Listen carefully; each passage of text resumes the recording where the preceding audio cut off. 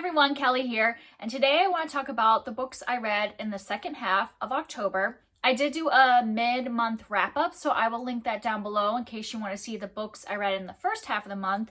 And I ended up just reading a lot in the second half of October. I just got really into reading a lot of spooky books. So the majority of these are kind of spooky in some way. They might not be downright horror, they might be more gothic, or just have a little bit of paranormal kind of stuff, but I read a lot of that. So the way I'm going to do this one, instead of going in a specific order, I'm going to start with my spooky kind of books and then move on to kind of the more Halloween seasonal type books. So the first thing I want to talk about is a graphic novel series. There's 2 big volumes in this one. I think in total there's like 11 of the chapters, 6 in one and 5 in the other. So it just fills out 2 volumes, and it's called Sleepless. And this is written by Sara, Vaughn and illustrated by Leila Del Duca.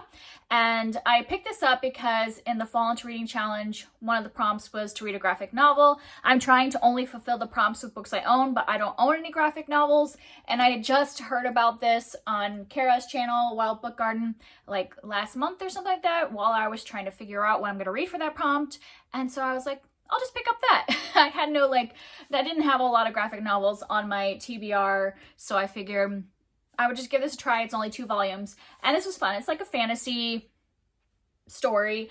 We are following this woman, Poppy, who should be a princess, but she's like the illegitimate daughter of a king who has just died. And she's dealing with the grief of losing her father. Her uncle is taking over the throne, and so there's like a lot of stuff going on in the kingdom of like transferring power, and is her uncle gonna be a good ruler and things like that. And also what's her position because she was the illegitimate daughter? Is her uncle gonna recognize her as a part of the family? Is he gonna let her stay at the castle or leave and go to the lands her father had given her and things like that?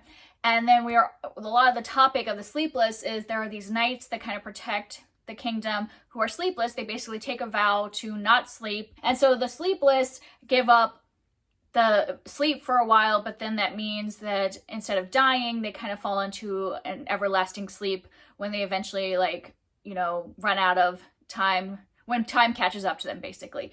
So we have this knight who, and there's like kind of a slow burn romance between the two, which is forbidden and obviously things like that. So I gave this first volume 4 stars, really enjoyed the setup of the kingdom, all the characters. I was like Poppy as a character, and I think his name is Cyrenik. Is that what his name is? The knight? Yeah, Cyrenik. I really enjoyed their 2 characters and their interactions.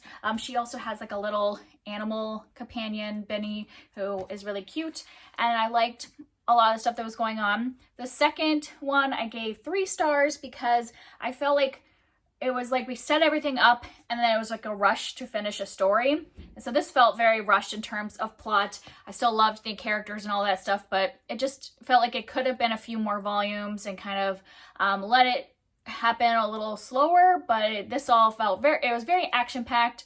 But this is the reason I don't necessarily love graphic novels, because I want to dive more into the character and a slower plot. So I think if you read a lot of graphic novels, you might like this. It's just, it failed me in the same way that almost all graphic novels fail me, and just that it moved too fast and didn't focus enough just on a slow character growth / plot. And then the other book that I read that wasn't spooky is The Wonder Engine by T. Kingfisher. This is the second in a duology called the Clock Tower War duology. And really it's basically one book that's been split in 2 to make it not huge. And so in the first one, we're following a group of 4 people. It's a forger and an assassin and a paladin and a scholar. And they're on this trip to save their kingdom from these like mechanical creatures called the Clockwork Boys, which is what the first book is called. They're basically like giant robots that they don't really know how they're created, and they're just like killing machines. And so those 4 are sent on this mission to go to the city where they're created and find out how they're being made, if they have a weakness, how we can defeat them, and things like that. So this is just the conclusion of that story. What I loved about this duology were the characters. We are kind of following the viewpoint of 2 of the 4 characters, mainly, like we're in their heads most of the time. The forger, who is named Slate, we follow her mainly, and then we also follow the paladin, Kaladin, like, so we follow those 2 most of the time, and they have like a little like slow burn romance going on in this, which is fun. But I also just really like that they feel like real people. They have insecurities and anxieties and different quirks about them. I like their interaction. I like all 4 of the characters and their kind of journey, both in the story, but then also their character growth journeys. And this one, in terms of plot, started out a bit slow, I thought, and so the pacing was a little off in the beginning, but by the time it get to the end, it was like a big climactic ending with a lot of surprises I wasn't expecting, and it was a lot of fun. So I really enjoyed this duology in general. I think I gave this one 4 stars, and I'd given the first book 4 stars, so a solid duology. And so the rest of these are all in kind of that October vibe. First, I finished off His Hideous Heart, which is edited by Dahlia Adler, but there are 13 different stories that are retelling of Edgar Allen Poe stories by different YA authors. And the first half of this book is the like retellings, and the second half are the Poe stories. So let me be clear that my rating is just based off of the retellings, because I had already read the Poe stories in my edition the month before, so I wasn't like rating this entire book based off of Poe stories. I'm glad they included them, because since this is targeted towards teens, that way teens can be introduced to Edgar Allan Poe and some of his most famous stories, but I wouldn't count that in the rating, you know, because obviously they just got them off the public domain or whatever. And for the actual retellings, I would rate this a 3-star.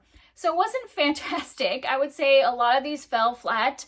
I ended up giving more than one story 2 stars. I gave out a 1 star, several 3 stars. So a lot of them didn't work for me. But there were 2 stories in here that I gave 5 stars that I thought were great retellings, and that might have even been better than the originals for me, which, you know, is probably not a popular opinion, and they're based off of 2 of his most famous stories that I just didn't get the hype on.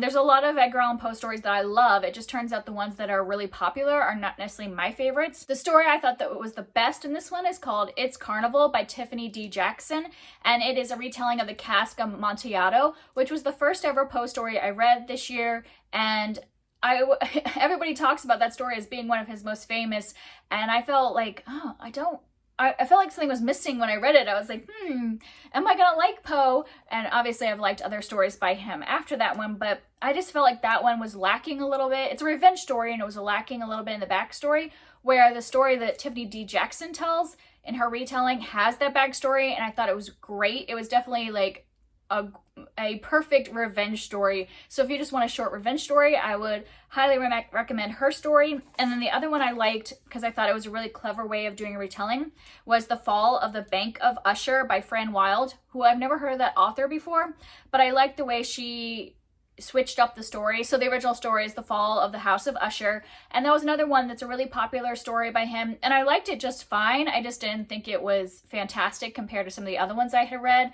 But I really liked the way she did the retelling, because she made it into a more sci-fi twist. So that story was about like a brother and sister who live in a house, and the house is kind of like taken over by fungus, and like a friend is visiting, and kind of the weird things that happen in the house when the friend is visiting. And The Fall of the Bank of Usher, the short story, is about a set of twins, so brother and sister twins, who are hackers. And so this is set in the future, and they are hired to try to break into the Bank of Usher by, you know, the Bank of Usher's hiring them to like make sure that they're secure. And it really like parallels the story in great ways, but has that like, you know, whole sci-fi futuristic twist. And I thought it was excellent. So I wouldn't necessarily recommend going out and buying this book, because, well, first of all, only half of what you're getting here is original content. And of the original content, I felt only like maybe like 2 stories I loved, and then a couple others were good retellings. But I would recommend, you know, getting it from the library and just reading Tiffany D. Jackson's story and Fran Wilde's story, because I thought those were excellent. But obviously don't take my recommendation for it. You can look at other reviews, and there might be other stories that people preferred more than me, but I thought those two were really great in terms of retellings. Next I have Black Rabbit Hall by Eve Chase, and I had thought this was going to be a gothic story. That's how it's kind of like, talked about in the summary, and a lot of people in the reviews call it a gothic story. I don't know about that. It felt very much like a family drama and a little bit of like mysterious things happening in terms of like family secrets, but it didn't feel very gothic to me. And this cover does not feel very gothic to me at all. I don't know. So I didn't love this. I gave this 3 stars. This is it takes place in 2 different timelines. So we're following in the past. Now I can't remember what her name is in the past. Amber. So Amber is a girl who we are following in the past, and they live in Black Rabbit Hall, and kind of like a tragedy happens at the beginning when her family is on Easter vacation at the hall, because this is their vacation home, and something tragic happens. So we're following what happens after that tragedy in the past, and then 30 years later, we are following Lorna in modern times, and she and her fiance are going to, is it Cornwall? Is that where this is taking place? They're going there to find a place to have their wedding, and she has this vision of Black Rabbit Hall in her mind, that she's visited it with her mother. Her mother just recently passed away, and she remembers going to this place in Cornwall with her mom when she was young, but she doesn't really remember why, what the connection is to the house, why they visited it as a child. And so she was like, well, maybe they do weddings there. So she goes to visit the house and is like planning her wedding at this, manor house. And so we're following those 2 timelines, and, it turns out there's secrets that happen in the past that we are learning through Amber's point of view, which is like what Lorna is also discovering in modern times, like why she is drawn there. And I just found it pretty boring, I have to say. It is more like a family drama, family secrets. I thought that like the big kind of twist that happens was really badly done, in my opinion. Like, I don't know, maybe other people thought it was a good twist. I saw it coming, and then I also saw the resolution coming, and I don't know. I just don't think it was very well executed, in my opinion. It also is probably not a twist that I would prefer if I had known going in that that's the trope that we were going for. Obviously, I can't tell you because it doesn't happen till 3/4 of the way through the book or whatever. But yeah, I didn't love it, but this book gets great ratings. So like I said with the last one, don't take my word for it. Maybe you'll love it. And then I read a new release thriller. I read Rock, Paper, Scissors by Alice Feeney. And this one, I have never read anything by Alice Feeney, and I really enjoyed this. I ended up reading it all in one day because I could not put it down. I had to know what was going to happen. So I ended up giving it 4 stars. And I also listened to the audiobook, which I thought the audiobook was good and kept me invested in it.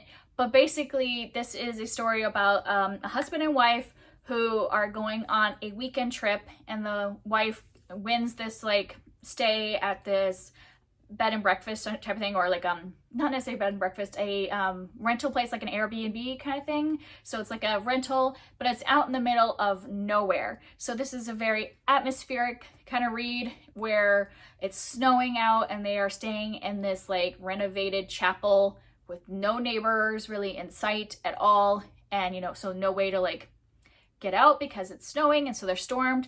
And there is a little bit of like thrilling moments of like, is there somebody watching them in this house? Is there somebody around because mysterious things are happening? And so I felt the atmosphere of the first half of this book was really good, because as we're getting there, everything's kind of a little off. And then as the like secrets unfold about like, just a basic thriller, as like the twists unfold, I thought this was really interesting. It kept me invested throughout. I did feel like there was like one twist too many. I feel like a lot of times modern thrillers just have like, they're just trying to throw all the big twists at you to surprise you at the end. And I think it just went a little overboard. So that's why I didn't give it 5 stars. It kept me really invested, but maybe could have done without like the last chapter. And then a popular book I read that I'm probably the last person to read this book is Big Little Lies by Liane Moriarty. And I heard some people call this a thriller, but I would more just call it a drama, because it's a lot about like different families, like different parents of kids, and there is like a mystery, but it's not like we're following a detective and solving the mystery. We're just kind of like unfolding the events that happen before this thing happens, but we're mostly just following the lives of these moms. What's happening inside these families and relationships, like the marriage relationships and all that stuff, and then like the relationships between the moms. I thought this was good. I think it's good that I waited to read this because this has been popular for a while now, but I'm glad I waited to read this until I have a child that's of like kindergarten age, because I can kind of understand more, you know, the dynamics between the moms. There is a lot of like of that petty back and forth stuff. Not that saying that all parents have that, like those petty interactions in the suburbs, but there is a little bit of that in here, which I can understand now after having lived in the suburbs with young kids. And so I'm glad I waited to read it. So I gave this 4 stars. I enjoyed it. I don't think it is as amazing as the hype warrants, but I did think it was good. Like, I was invested in it. It was just a bit long for me, and so I'm not saying it's bad or anything, because obviously I gave it 4 stars. I enjoyed it. I guess I just expected it to be like absolutely amazing with how much hype it has, but I could see how it would have universal appeal for a lot of people, especially mothers. And then next I read The Witches by Roald Dahl. I've been going through the last couple years and listening to these books. They have like the best people narrate these books. This one was narrated by Miranda Richardson, and I thought she did an excellent job. So yeah, I just enjoy this. If you don't know what this is about, this is just about a little boy who hears from his grandmother about witches, that they're real people, and like all the different things that show what a witch is and what witches do to children, and it's all about witches. It's not very long, so I don't want to give a lot away, but I had a lot of fun with this. I gave it 5 stars. I thought this was a lot of fun. I wouldn't necessarily recommend it to really young children because the witches are very scary. I mean, I remember watching the movie when I was a kid and being scared, so I would hold off till kids are, you know, upper elementary probably, or just kids that enjoy being scared. But as an adult, I had a lot of fun listening to the audiobook. And then I continued on my reading of Edgar Allen Poe stories. I had read quite a few in September, and in October I read 12 more stories. And I'm not going to talk about all 12 because that would take too long, but there were 3 that I really enjoyed and were at like the top of this month. Ligeia, which I don't know if I saying that right, but Ligeia was a really good story. It's about a man who, you know, is really obsessed with his wife, really loves her and all that, and then she dies, and kind of like how that affects the rest of his life and his relationship with his next wife and things like that. And I thought that one was really interesting and had great atmosphere. And then I really enjoyed The Premature Burial, which Poe has a thing about people being buried alive. Like, his stories revolve around that theme a lot, and this story specifically is all about being buried alive. Like, the narrator at the beginning is talking about all these times in history where people have been buried alive, and so that was really interesting. It's even more interesting now because I don't have a fear about being buried alive, because we can actually tell when a person is dead now, as opposed to, I can imagine 100 years ago that, you know, medical technology was so that there might have been people buried that weren't fully dead yet. So, you know, it's a lot better reading it from now, our perspective of being safe from that fear. And then the other one I really enjoyed, which I never even heard of before, was called The System of Dr. Tar and Professor Feather. And it is all about this man who visits an insane asylum because he's just interested to know about what's going on there, because they have a system that they've been using that kind of allows the people that are patients to interact like normal, like not be inside of rooms and things like that, but kind of interact normally with the staff and stuff like that. And so he's interested in that system, and that one was just a lot of fun to read. Like, it's not like a scary, spooky, macabre story. It's just kind of really fun and interesting. So those are the 3 that I really enjoyed this month of the 12 that I read. And then I have 4 more books to talk about that all fit a theme. I didn't notice until I was halfway through most of these, because I was reading a lot of them at the same time, because one was an audiobook, one was the read aloud I was doing for my daughter, one was an ebook, and one I was reading physically, and I was reading at the same time. And I don't know if you can notice from these covers a theme that is happening between these 4 books. Do you notice a theme? All 4 of these involve cats and the cats are actually like characters in the book. And so, and like mostly black cats. Like on the cover, they all look like black cats. This cat turned out to not be a black cat. That's just in shadow. But yeah, all of these have cats in them. So it must be like a trope I really enjoy, that I'm drawn to books with cats, black cats, especially on the cover. I have 3 black cats, so it makes sense that I'd be drawn to that. But I just thought it was funny that I was like at the same time reading 4 kind of spooky, gothic-y kind of books with cats on the cover. But they did range a little bit in my enjoyment. So first we have Always Lived in the Castle by Shirley Jackson. This is kind of a classic horror, and I didn't really like it. I gave it 3 stars. A lot of people love this book. I just thought it was okay. I didn't really feel compelled by the writing or the story. We are following this girl, what's her name? Mary Catherine, and she lives in her house with her sister and her uncle. Everybody else in her family had died. I don't know if I want to tell you in detail because it's such a short book, and it just says, yeah, everybody else in her family is dead, and the townspeople, I don't know if you can see them in the background, do not like her family. And we're just kind of learning about what happened in the past with the rest of her family, why the villagers don't like her family, and yeah, it's kind of like I've heard it being described as a haunted house story in the making, and I think that's an interesting topic, and yes, I think there was some value in reading it and kind of seeing how that evolved, but I just didn't really enjoy myself while reading it. And then I read The Year of Shadows by Claire Legrand, and I didn't know, I'd heard, this author, she writes Furyborn and Sawkill Girl, so a lot of like popular young adult books right now. I didn't realize she also wrote middle grade, and she has several different middle grade books. So I might try her middle grade because I'm not really interested in her young adult books, but this one was good. It was about this girl, now what's her name? Olivia, who her mother has left her like a year before her mother left her and her father. Her father is a maestro for a symphony, and so because of money issues, because the symphony is having trouble, they move into the orchestra house. So they are living in this orchestra hall. I don't know if you could tell that. And while she's there, she meets this cat, and her and the cat have a relation, like a friendship.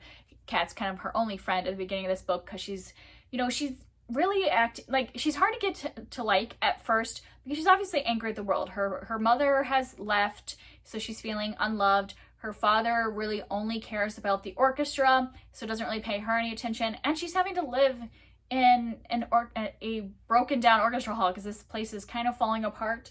And so yeah, she's very grumpy at the beginning of this, but it makes sense, and so she makes friends with this cat. But then she starts to see ghosts in the orchestra hall, and trying to figure out if she needs to help the ghosts in order to get them to leave her or whatever. So it's all like her interacting with the ghosts and also trying to save this orchestra hall that the symphony isn't doing well, trying to save that so that she's not homeless. And yeah, it looks pretty whimsical from the cover, but this was actually very dark. Like, it got pretty dark towards the end, and kind of the interactions with the ghosts were very vivid.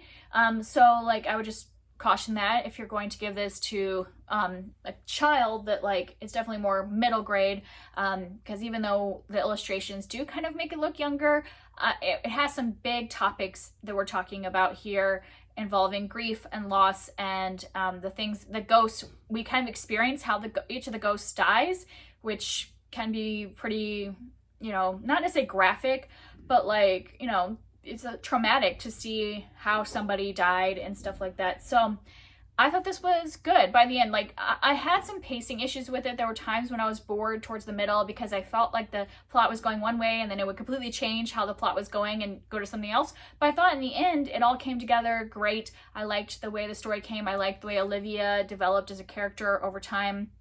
So there was a lot I really loved about this. So I ended up giving it 4 stars, but it wasn't like perfect because there was some pacing issues. And then next, as a read aloud, my daughter and I read Theodosia and the Serpents of Chaos by R.L. LaFevers, who is also Robin LaFevers, is that what her first name is, who writes the YA books like Grave Mercy and things like that, that trilogy of like assassin nuns. This is the same author, but this is how she writes under middle grade. And I love this book. It's probably my favorite read aloud that we have done so far in school. I gave it 4 stars. And this was when we were studying Egypt. We read this one because Theodosia, I mean, speaking of people that live in weird places because of what their parents do, she basically lives in this museum because her parents are Egyptologists and they like curate this museum. And her mom is often over in Egypt gathering the artifacts, and her dad is like so focused at the museum that they end up at the museum all the time. She ends up sleeping in a sarcophagus that's in a closet, which, you know, so this is definitely a bit on the whimsical side of fantasy.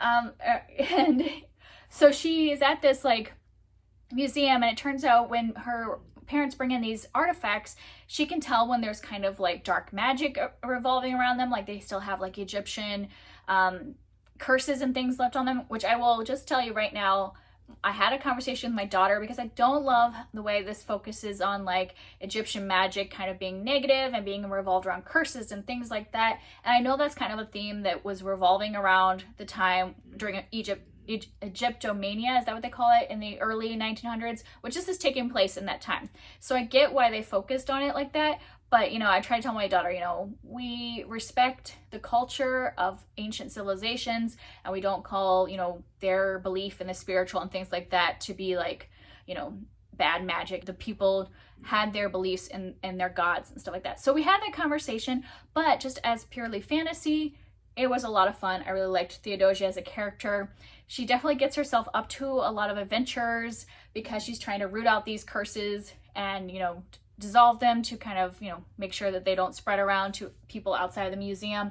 And she gets herself into a lot of trouble, but it was so much fun. It was a big ride, and this is a whole series. There's 4 books, and I will definitely be continuing. Maybe not with my daughter because this took so long to read, because it's a long one, like to read out loud, and she kept wanting me to read more, and I'm like, I've been reading for like an hour. I can't like read anymore. But it was a lot of fun, and her cat, Isis, plays a big part in the books. And then the last book I want to talk about is Nightbooks by J.A. White. And this is about a boy who likes to write horror stories, and he is just about to like get rid of all of his stories because some stuff happened at school that made him want to get rid of all of his stories that he has written. And he gets, at that time when he's trying to get rid of his books, he gets lured into this witch's apartment, is basically trapped by this witch who wants him to write her spooky stories. So it's kind of a mix between Hansel and Gretel, where, you know, the witch is pulling children in, and then also the other half is like a 1001 Nights retelling, like Arabian Nights retelling,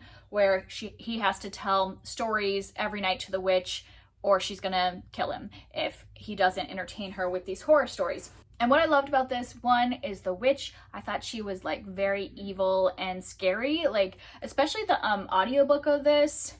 The narrator did a great job of the witch and really freaked me out. Like she kind of spooked me.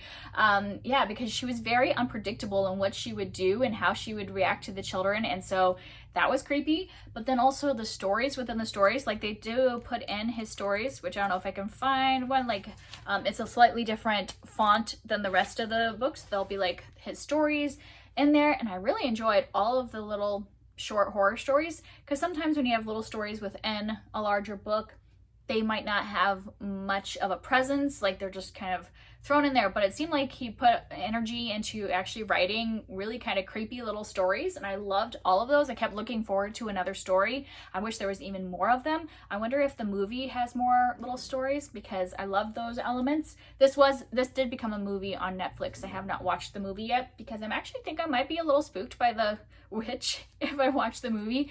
But yeah, this was enjoyable, like really enjoyable. I gave it 5 stars because I think it did exactly what it set out to do. I do think it's a little spooky. The cat character is a lot of fun. The cat's actually like orange in the actual story, but the cat's character was really great. Like it had a big presence in the book, and yeah, just loved it. So a lot of cat books. Oh, and I just want to throw this in. I'm not going to actually review this book because I would never review the Magic Tree House books because I think they're pretty boring for adults to read. But we read Mummies in the Morning as part of Egypt, and we were reading it right after Theodosia, and it has a black cat in it as like one of the main characters they interact with. So I thought that was funny. Once again, another black cat that is involved in the books I read this month. It's just a theme. So yeah, those are all the books I read in the second half of October. I realize I've been talking for a long time because I read quite a lot. So hopefully you made it through the whole video. Let me know if you have read any of these and want to talk about them, and I'll see you next time. Bye.